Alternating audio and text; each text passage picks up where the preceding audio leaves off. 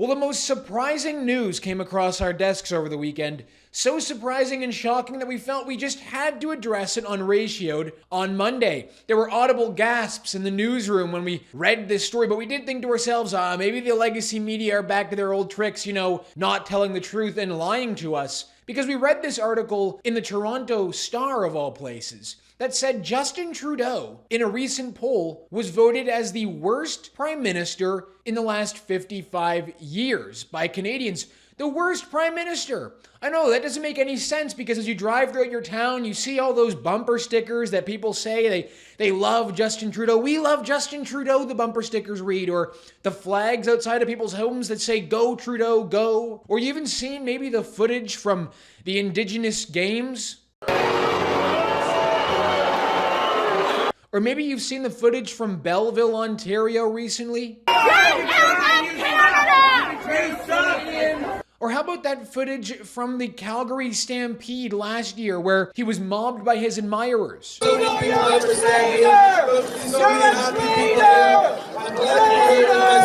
you read the news that Justin Trudeau was voted by Canadians as the worst prime minister. Well, that doesn't make any sense now, does it? How could that possibly be? Drop a like in the video. Help us out by subscribing to the True North YouTube channel. The comment question for the episode is this. Can you name one good thing Justin Trudeau has done since becoming Prime Minister? Let me know in the comments if you can, and let's get into it. Take a look at this article from the Toronto Star over the weekend. Justin Trudeau is Canada's least liked Prime Minister in 55 years, a new opinion survey finds. I wonder why articles like this are starting to come out. You might think maybe the legacy media are turning on the man that writes their checks.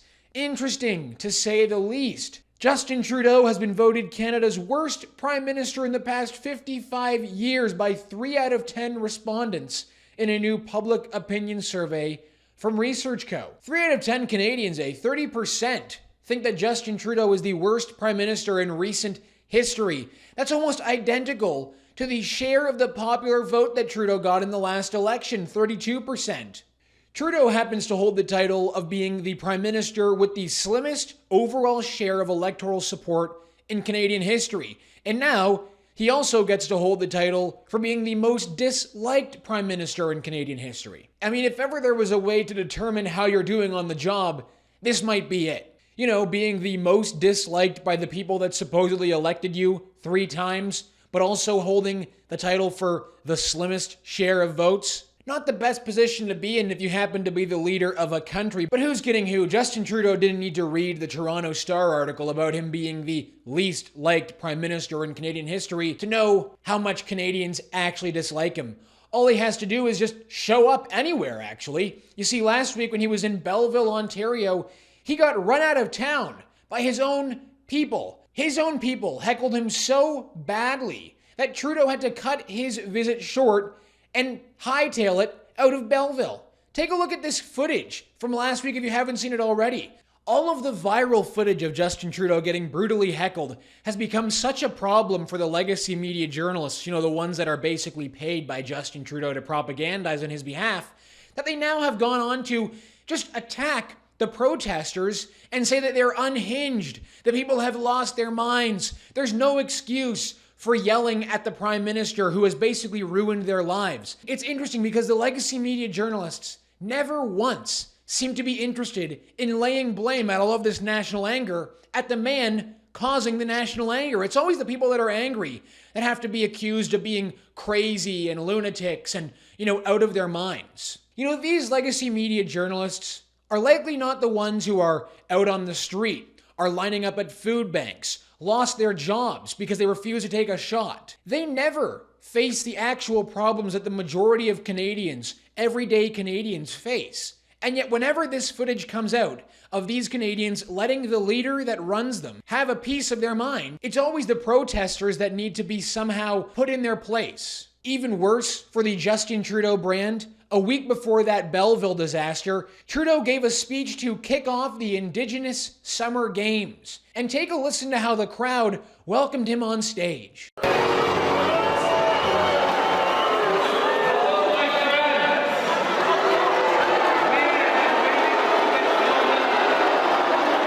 Trudeau snubbed the Indigenous communities on Truth and Reconciliation Day to go surfing in Tofino. And, he also responded to an Indigenous protester at a Liberal fundraiser by saying, "Thank you for your donation." People in grassy narrows are suffering from mercury poisoning. You committed to addressing this crisis. Thank you for being here. Thank you very much for your donation tonight. I really appreciate it.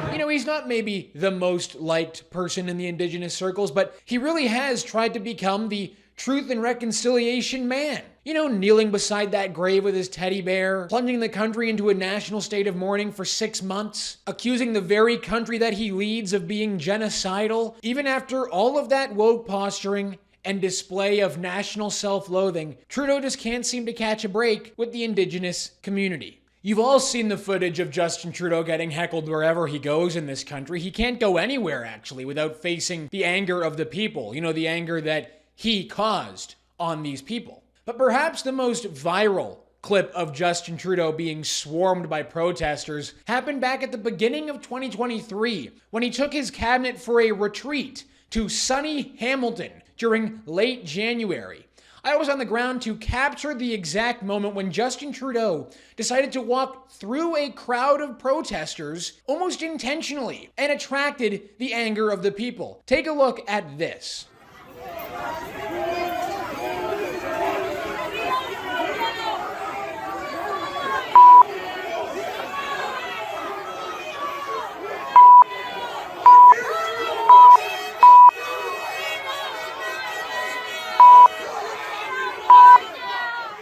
The good thing for Justin Trudeau in all of this is that none of this should really come as a shock to him. You see, he was able to get a front row seat with his father, Pierre Trudeau, when he would roll through rural areas in Canada and get the exact same treatment.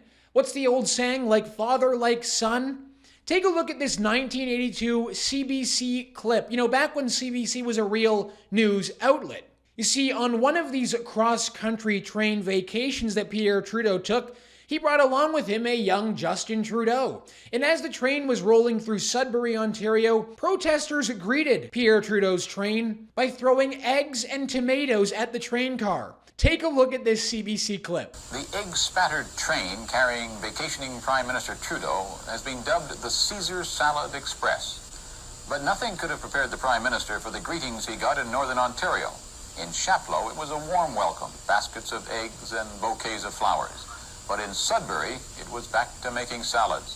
It was the largest and probably the most unfriendly crowd on Trudeau's trip. Hundreds of angry people hurled insults, tomatoes, and eggs at the private car carrying Trudeau and his 3 sons. When the tomatoes and eggs ran out, they started throwing rock. For many, Trudeau's visit was a chance to vent their anger over the economy. Bizarrely, the same poll that found Justin Trudeau to be the worst prime minister in 55 years, the most disliked prime minister, also happens to put Pierre Trudeau as the most liked prime minister, the best prime minister in the past 55 years. Unbelievable, I know. 20% of respondents put Pierre Trudeau as their favorite prime minister, whereas 30% of respondents put Justin Trudeau as the worst prime minister. Also, in a weird way, Stephen Harper happens to be the second worst and second best in this poll. The ranking for worst prime ministers goes as follows: Justin Trudeau at 30%, Stephen Harper at 80%, Kim Campbell, who basically spent as much time as Prime Minister of Canada as Liz Truss spent as Prime Minister of the UK, comes in at 3rd place with 7% of the vote as the worst prime minister. Then it goes to Brian Mulroney, Pierre Trudeau, Jean Chrétien, Joe Clark, Paul Martin, and John Turner. Look, if you're the Conservative Party of Canada and you're Pierre Poilievre, you have to be looking at the next election as a make or break moment. If you can't defeat the most disliked prime minister in 55 years, who also happens to hold the slimmest share of electoral support in Canadian history, well then what are you even doing? The fact of the matter is this: according to 338 polling, the likelihood of the Conservatives reaching 170 seats, enough seats to guarantee a majority in the House of Commons, is at 10%.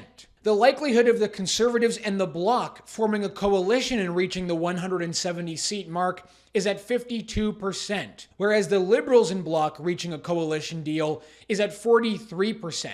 Do we really think that the Conservatives are going to use the Bloc, a group of anti-Canadian separatists to help them get over the line and form a coalition? And if so, are Canadians even prepared to do that? The reality is the Conservatives should be much higher than they are right now, and they're just not. Either way, no matter what anyone says, no one can convince me that watching Justin Trudeau get heckled is anything other than fantastic entertainment.